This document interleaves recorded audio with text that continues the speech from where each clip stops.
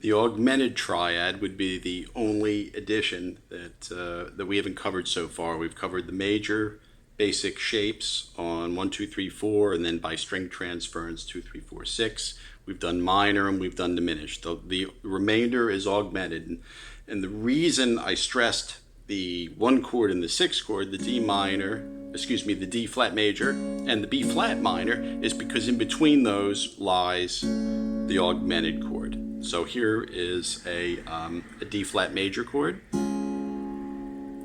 and here is a B flat minor, and in between, if we just raise the 5th, we have an augmented. Likewise with the minor, again, getting used to the concept of moving the root. If we move the root from the minor down, we have the augmented. So the shapes come from that. So I'll take any B flat minor shape, for instance. I'll lower the root. There we go. I'll take this one. I lower the root. Nice. So I have this shape and then this shape. And now finally I go up to this B flat minor. I lower the root. Now this time it's an octave. That's kind of nice. Getting used to moving the octaves is good. So here is the B flat minor. So you can see how the root moves. And by the way, this holds true for all of them. If we take it up further to the next B flat minor, we lower the root, we get a replication of this. If we do this and we lower the root, we get this again, etc. If we lower this, we get that. Okay. Get used to the concept of moving octaves, etc., and voices. And this is why we do these exercises, or why I present these things. I mean, my way of thinking is it's very important to get used to moving one voice, two voices, etc. And these are great exercises to do that. I mean, even just going back to the basic D flat major, you're moving two voices inside. Just even getting the inversions. It's very interesting. And again, when you start to, get more involved with it, you get this. You can really see where these things can go and how complicated and interesting they can be, musical. So that's all you have to do. So it's either moving the root down from the minor or the 5th up from the major. Coincidentally, that's the same thing we talked about when we just did our basic conversions. Here we moved the root down to get the minor, and here we moved the root up to get the minor. So that's how we got our thirds. So it's the same process for the augmented triad. In terms of string transference, same thing. So say I take this B flat minor, move it down. Now again, I've got an octave here. So there's my augmented chord. It's the same procedure. So if I choose this one, this is a B flat minor, I move just the root.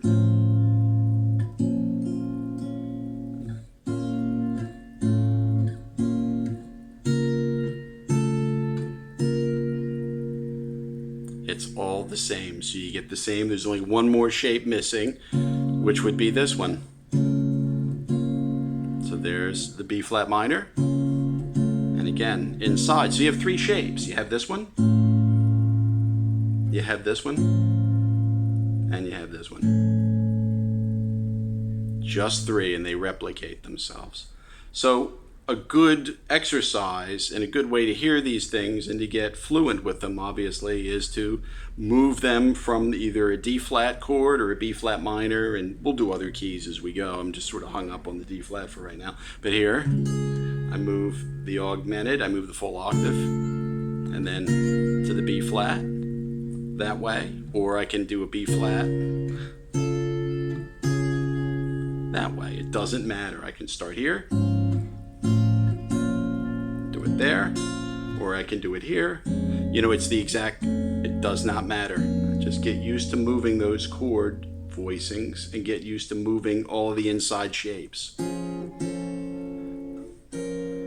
Simple one there, that's no problem. Same here. And again, we start to move full octaves, which will be nice. Eventually we will do that. And I'll give you a taste of what I'm talking about, slightly unrelated, but sometimes this gets missed, and that's moving octaves within voicings, and we'll do a whole thing on this, okay? But first, watch this. So I'm in B flat minor. I'll give you an idea of what I'm talking about. So I'm B flat minor, and now I'm going to go to the Neapolitan 6. Now I move, I'm at an F. So the melody is entirely in octaves. So here's my melody again.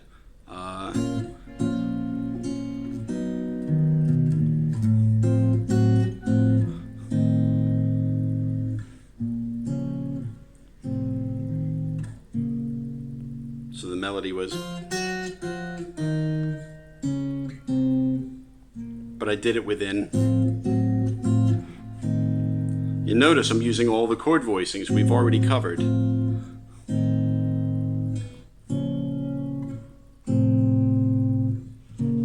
But there's an octave inside each voicing, and you're using that. So you're using your voicings to make locked octave melodies from. Okay, and we'll get more into that later. So that's the most important thing for right now about the augmented chord. The other main important thing that we'll get into a bit later is now we are in D flat or B flat minor is we open up the note A. We haven't had that note before. And what that does is that actually gives us a gate out of just this strict C diminished, this. So now we have an A that we can use. So now we can get access. We can do it here. The C diminished does go to B flat minor, but it normally doesn't, you know. It normally goes there. But now with this A that we borrow from the augmented, we can get it there. So now we have a full diminished without moving shapes. We can use an A diminished now to get to D flat too. So we can do that as well. We can use a full, but typically goes to B flat minor. So now we have that.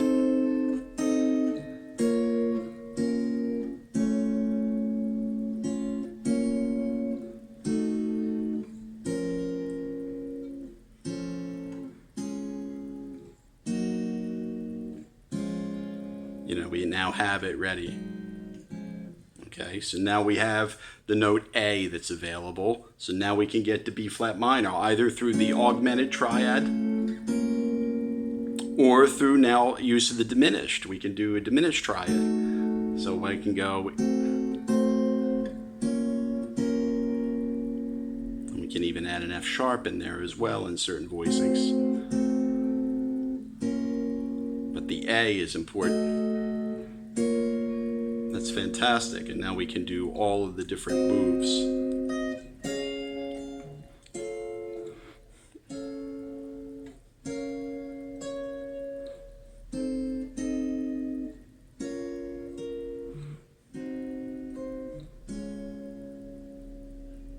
Okay, so that is the augmented triad, and again the ancillary diminished chords that are now going to come from it now that we've opened up the note A, the leading tone going to this B flat minor. And again, that will also open up the F sharp, because if we look at these shapes that we had for the C diminished, we had the G flat there, which was already there, but now the A opens it up to